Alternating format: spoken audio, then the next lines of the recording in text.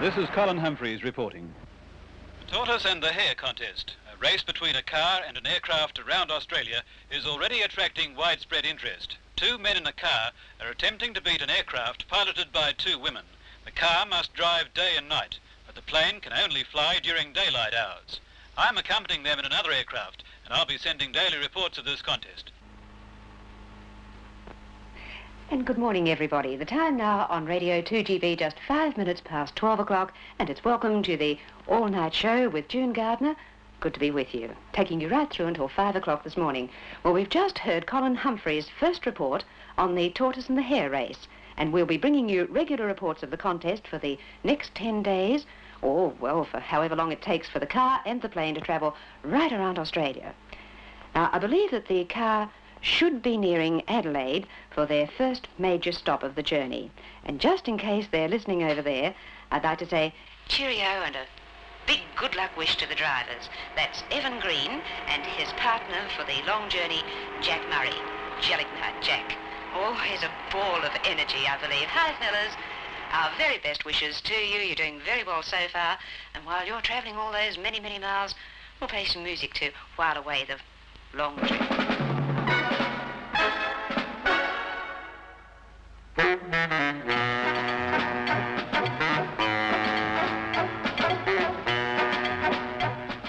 10,000 miles in 10 days. Even by Adelaide, after only 500 miles, I was beginning to think we must have been out of our heads to have attempted such a thing. Still, the challenge was on. Jack packed the food, for we were going to eat all our meals on the move. For non-stop motoring, an extra fuel tank had been fitted, giving a range of 800 miles. We had a bed and a radio and a few home comforts, and a fair old job ahead of us trying to keep up with an aeroplane. Like the tortoise in Aesop's fable, we were going to have to keep moving to be in this contest. And here was our opponent, the Hare. Anne Carter was at the controls. At dawn, Margaret Kentley and I were winging our way to Port Augusta. We learnt that Jack and Evan had passed through Adelaide that evening, well ahead of schedule. Besides only being able to fly during daylight hours, we were not allowed to fly through cloud. It was very difficult to keep to the 1,000 mile per day schedule. We even had to eat our breakfast and lunch in the aircraft.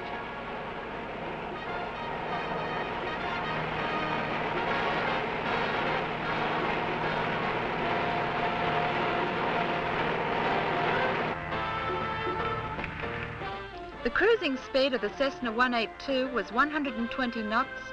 Our endurance was 4 hours 45 minutes, and the range was 570 nautical miles.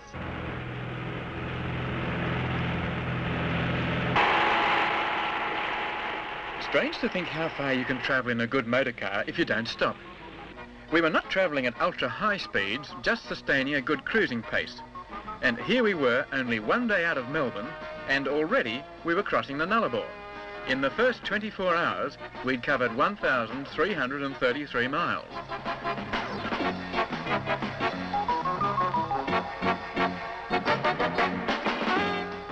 Parts of the road are rough. It's a long crossing, 1,500 miles or more, and there's not a great deal of traffic. Some cars get it easy.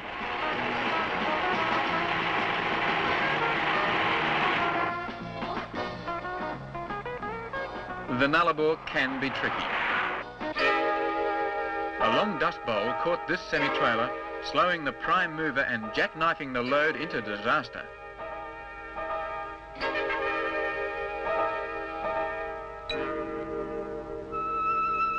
No harm done to the driver or his mate, but they could be stranded there for a while. Now I wonder if they've blocked his wombat hole.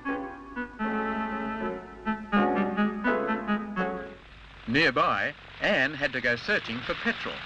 It was necessary to refuel at Kaiguna, but we couldn't see any sign of civilization except for a narrow dirt road. We taxied along this, going further and further into the scrub until we eventually came to a service station and motel. I asked the proprietor, did he have any aviation fuel? And he said, I'm terribly sorry, but we've run out and we can't get another supply for 2 days. I really had visions of Jack and Evan being in Darwin before we could get out of there. And in the next breath he said that Jack had just been through and he bought all the fuel. I then knew he was joking.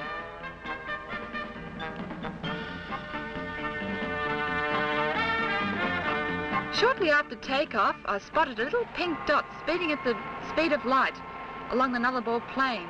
I knew it could only be Jack and Evan.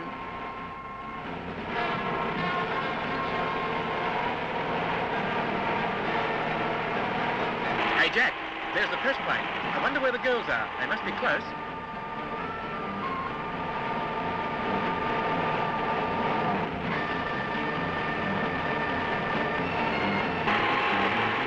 Here they come. Where the hell are they? They're right above us. This No. headwind, this headwind must be causing a lot of strife, Jack. Yeah, maybe it'll get stronger and blow them backwards. Maybe. I don't think so. Look at where they're going.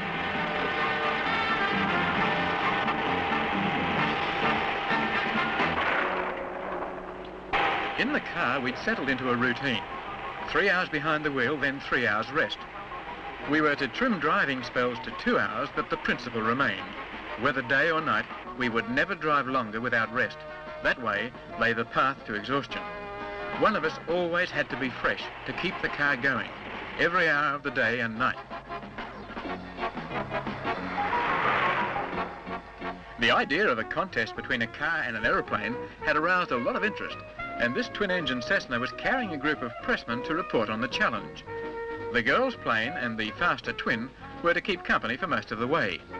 This was a mini airliner, able to carry 9 persons and all the gear they needed to cover the contest. Maybe the fact that it carried a hostess was the reason why the workers on board looked pleased about the whole project. Before takeoff, Colin Humphreys sent a report from Kalgoorlie. Further ahead of schedule than the aircraft, which looks like running into weather trouble. Jack and Evan are now heading south from Kalgoorlie towards Esperance and Albany. The girls, meanwhile, are making an overnight stop in Kalgoorlie. Reports they've received at the airport suggest that rain and low cloud will prevent them flying south, and instead they'll have to proceed directly to Perth.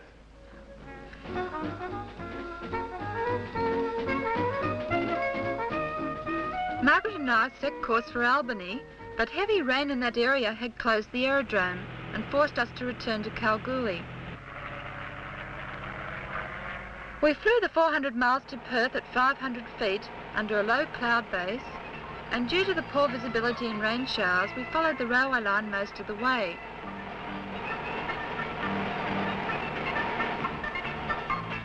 Here we are landing at Perth.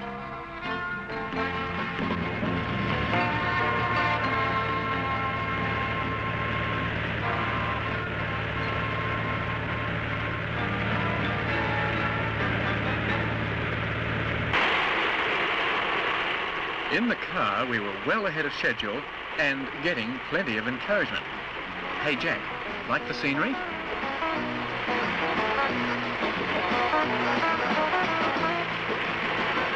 They're smiling at you. Turn on the charm. Well, that got rid of the traffic. We passed through Geraldton and now had been on the road for 2 days. Carnarvon was the next goal, and Highway number 1, the principal route around the coast of Australia, beckoned us on into the northwest. The road was still good, so we made the most of it. Every minute meant another mile further north of Perth. The road was straight and fast, the country flat and desolate.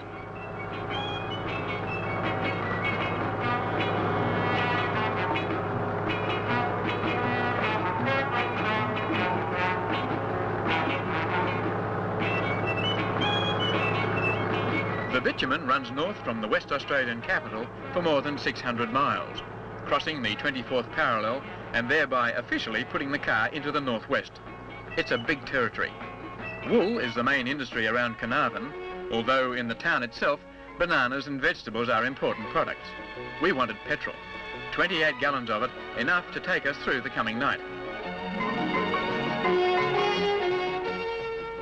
This was the first time we'd seen the girls on the ground since leaving Melbourne. Jack reacted in a typical manner.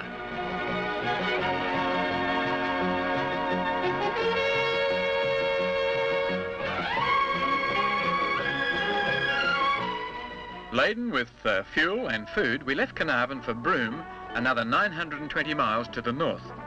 In loading up for a long haul, we were not alone. The girls seemed to treat that Cessna like a giant handbag. Next morning, everything went in. Mind you, whatever they wanted, they had to carry. Unlike us, they couldn't stop at a roadside store for something extra. In all, they were carrying 100 pounds of luggage plus 476 pounds of aviation fuel.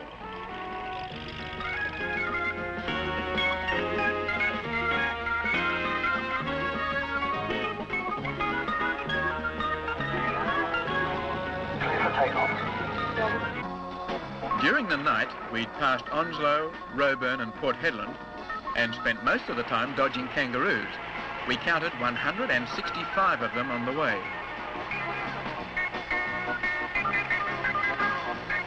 We'd been warned that the road might be closed at Anna Plains near Broome. A cloudburst 2 days earlier had deposited 3.5 inches of rain in half an hour. No cars had been through since the sudden wet. The road wasn't closed so much as out of sight. With a stretch of water like this, the thing to do was to walk through first to check the depth and make sure the bottom offered grip for the tyres. This is where the experience of a man like Gelignite Jack counts. A wrong line through the mud, too slow or too fast, and we could have been firmly bogged for the rest of the day, or the week for that matter. There was a lot of water. Too much water, in fact, for these trucks to get through. They were carrying oil drilling equipment and were waiting for the country to dry out. The rain brought on green feed, and that attracted a few hazards. Near Broome, the bitumen began again. We'd left Melbourne only 3.25 days before and had covered 4,000 miles. The car was running like a train. Only no train in this country had ever covered 4,000 miles in little more than 3 days. At Broome, we stopped for petrol and had a bit of room service. I bet it's under your feet where it always is. It's in the box, isn't it? No, we'll get it out and let's have a cup of Andronicus. I've had it. I only checked the oil. What the hell would you check the oil for? We haven't used any oil since we left South Australia. Well, have you got any clothes to go in here at all? Anything wet? No, nothing wet. You're the only thing that's wet in the car. And how? Dry up and get in the car and dry. Yeah, what about when you drive? Well, you just drive. Look, we're all you want to do is sleep. Come on, night keep and day. Let That song was written for you, night and day. Will you? Keep going.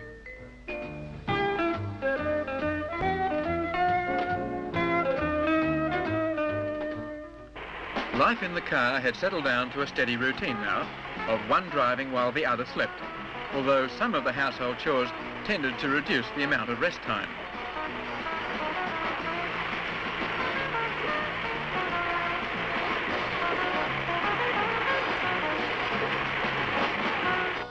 For the first time on the journey, our direction was east, away from the coast towards the Kimberleys.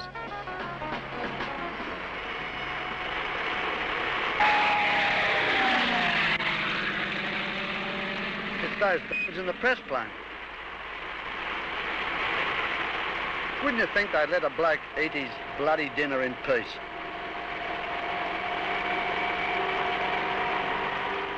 Whoops, nearly had some more whipped cream then. Yeah. He must be looking for a place to land, I think. No sign of the girls, is there? No, they must be further back. That puts us ahead, doesn't it? Oh, yes, we're way ahead of schedule. Would you like another task? Where is she? I only want to eat. One to put in your mouth this Get time. your mind off it.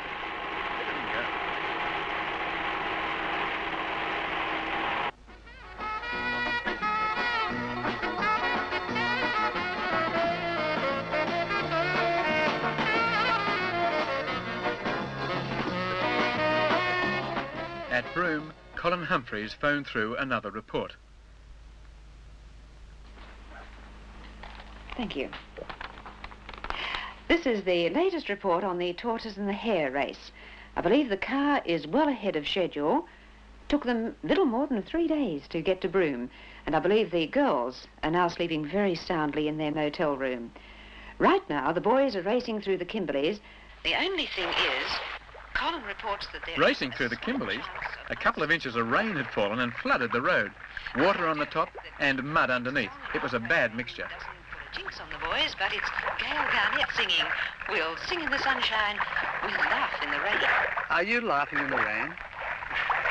Why don't you come out here and give me a hand? Well, it's about time you did something yourself. Most of the time you're asleep. Come and get your feet up, yeah? Why don't you have a wash while you're out there? You haven't had one for 2 days. Well, give it a go now, Jack. Right, are you ready? Oh, no, that hernia. Come on, No, that hernia cost me 60 quid the last one. I don't want another one. I think you're out.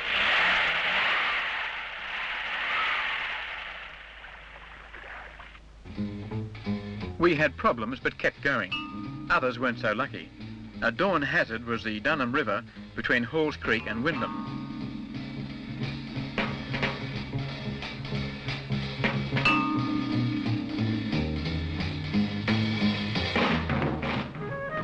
The character sitting there like Robinson Crusoe had been stranded all night. He got stuck, then broke an axle. Front-wheel drive was a real asset under these conditions. Once the front wheels were clear, they hauled the rest of the vehicle through.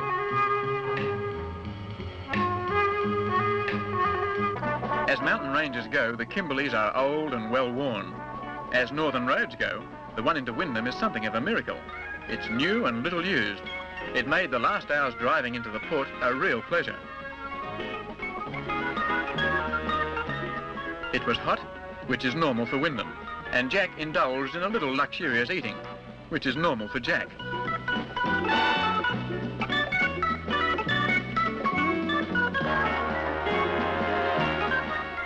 Most of the town turned out to see our departure. There they are on the left. While we were heading towards the Northern Territory, the girls were undertaking the long flight from Broome, where they'd spent the night, to Darwin. Luck with the weather was still running their way, for the storm which had brought us so many wet roads was drifting to the east about a day ahead of them. If the weather changed direction, the girls would be in strife, for a low cloud ceiling or monsoonal winds and rain would ground the aircraft.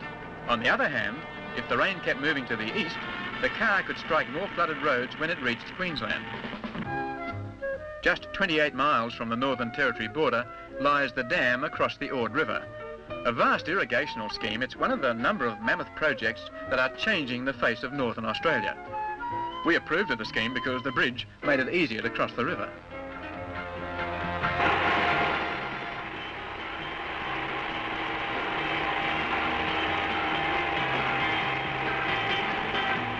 The road from the border towards the Victoria River used to be regarded as something of a horror section in the Round Australia trials.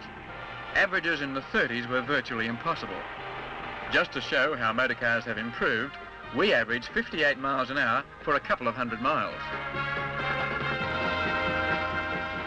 Nearing the river, we were in for a shock. The Victoria was in flood. That water in the middle is 5 feet deep and there's no way of getting across. We doubled back in our tracks because we knew from a previous journey that there was an alternative way across the river.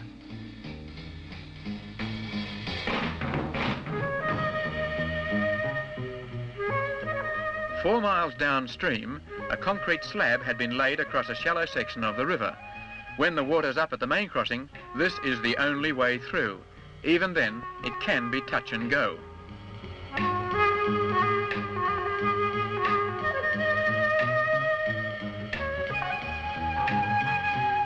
We're clear and on our way to Darwin. The plane landed in Darwin late this afternoon. Despite flooded roads on the route from Wyndham, the car, which arrived in Darwin tonight, is a day ahead of schedule. It's still running well and so far has covered 5,000 miles in little more than 4 days. Mechanics at Port Darwin Motors are tonight changing the oil and giving the car a thorough inspection. They are also repairing a couple of punctures sustained on the rough roads in the Territory.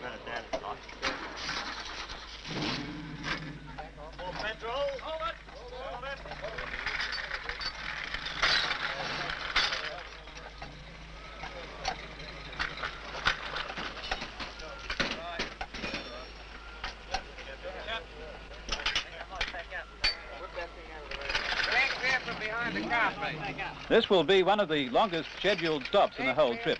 The drivers are spending an hour here before setting off for Mount Isa, more than 1,000 miles away. It's a good bitumen road all the way. This was terrific.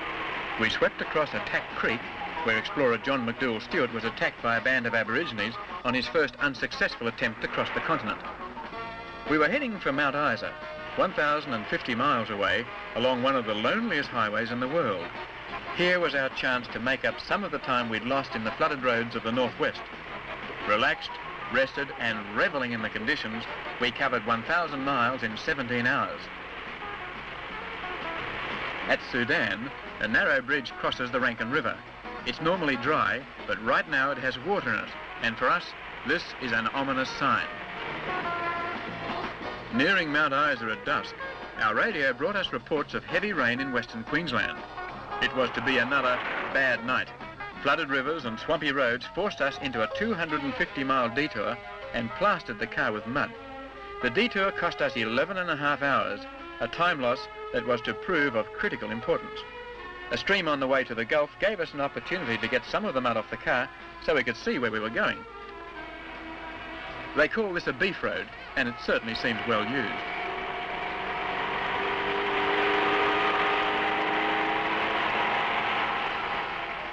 At the end of the road lies Normanton, near the Gulf of Carpentaria, and here we learnt the aircraft had gone through several hours before us.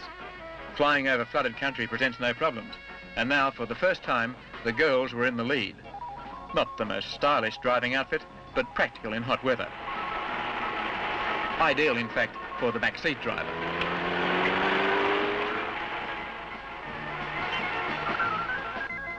The bigger rivers up here have bridges across them. This is the Gilbert. We weren't used to traffic, and a fleet of road trains was a real hazard. Trying to pass was nerve-wracking.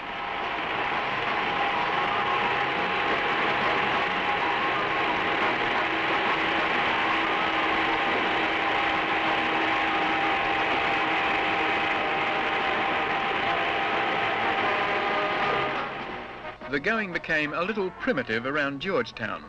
The tow truck in the background provides the usual means of crossing the river. Cairns and the lush coastal belt lies ahead, but to get there, we still have to cross some rugged country.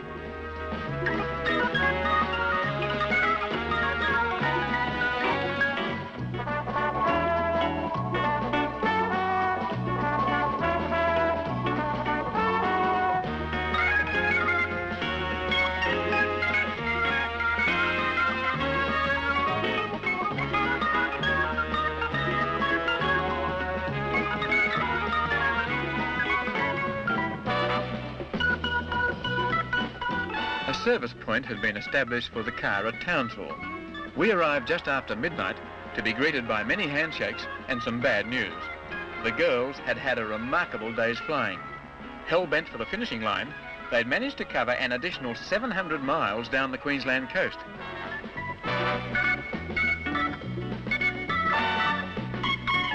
Despite the fact that we were nearly 2 days ahead of schedule, we were now faced with a formidable task. To keep up with the Cessna, we would have to try and drive the Morris from Townsville to Melbourne in less than 48 hours, and we had 2,800 miles to go. Fog on the road didn't help, but we hoped it might slow the aircraft. We were wrong. Approaching Brisbane and preparing ourselves for a battery of television cameras, we learned that the girls were still ahead of us and flying deep into New South Wales. The Brisbane service point was crowded with people, but we were anxious to get moving again. How you going, Jack? Like a beauty. You might believe this, we've used only 2 pints of oil since leaving Melbourne. Where are the girls? Have they got as far as Sydney yet? Sydney? Someone reckoned they were going to try and reach Wagga tonight. We'll never catch them. Our run through southern Queensland had taken us beyond the 7-day mark. In a week's running, we had covered more than 8,500 miles, yet the girls were still somewhere ahead of us. Just where, we didn't know. The air traffic controller asked me to make several orbits over Sydney Harbour Bridge because of heavy traffic delays going into Sydney Airport.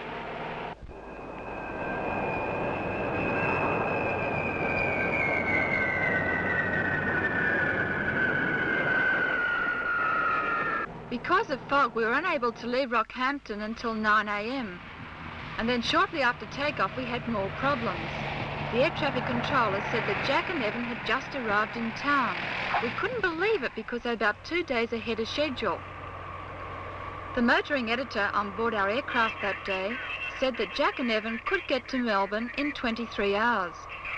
The only way that we could equal that time was to fly at full throttle operation. You normally don't do this in aircraft because it shortens the lifespan of the engine.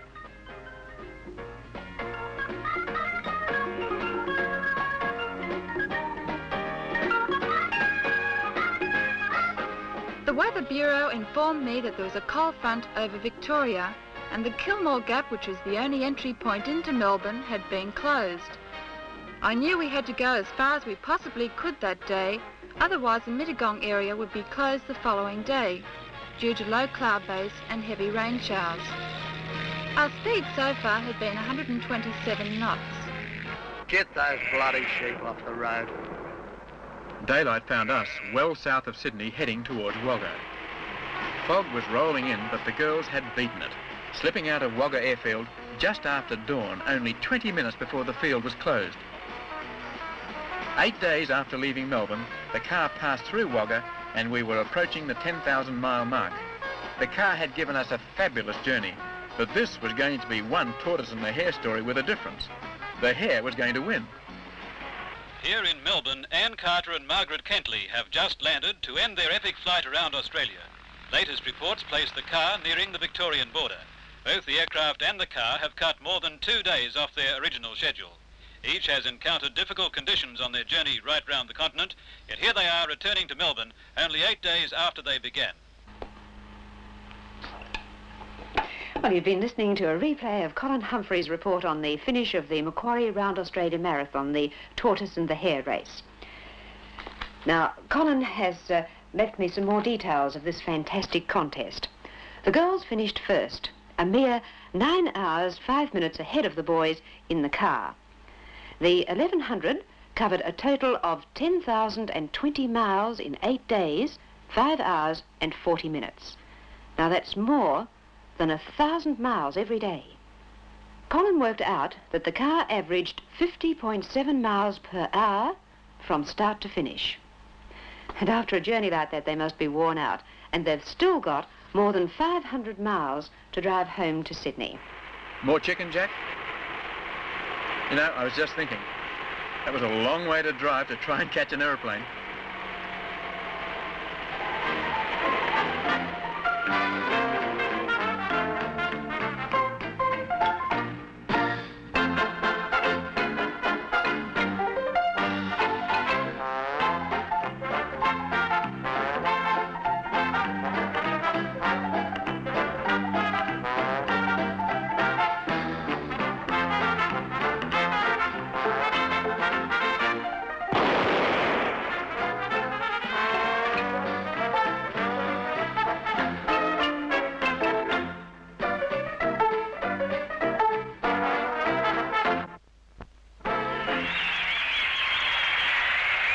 Fantastic.